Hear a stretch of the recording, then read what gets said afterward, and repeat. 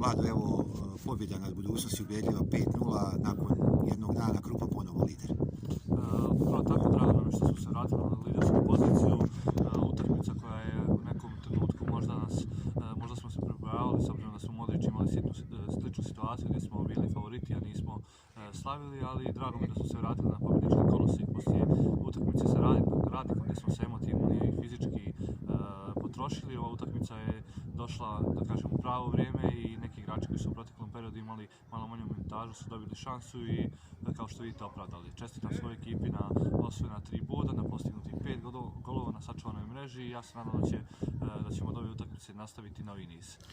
Nedostatak glavnog strijelca Perovića, po mnogima evo i ne osjeća se. Krneta odlično se uklopio, svaka utakmica po golu.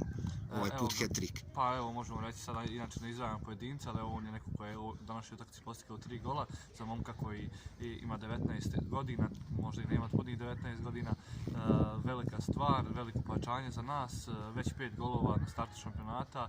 Sigurno da će on biti jedan od novih bisera iz Krupine Vrbas. Sljedeće kolo teško gostovanje u Istočnom Sarajevu. Kao i svako gostovanje u našoj ligi, bit će nezgodno, bit će teško. Po našim nekim informacijama igrat ćemo na terenu sa prirodnom travom, što nama manje odgovara, ali moramo se adaptirati na takav teren, na protivnika koji će sigurno biti motivisan da kod kuće napravi dobar rezultat. Mi znamo svoj cilj, znamo svoj put, na svaku utakmicu idemo po nova 3 boda i tako će biti u Istočnom Sarajevu. Mislim da smo puni samopouzdanja poslije ove utakmice i da ćemo na krilu ove današnje utakmice otići tamo i pokušati napraviti najbolji mogući rezultat. Igrači su ti uručili najljepši poklon za tvoju nagradu najbolji trener godine.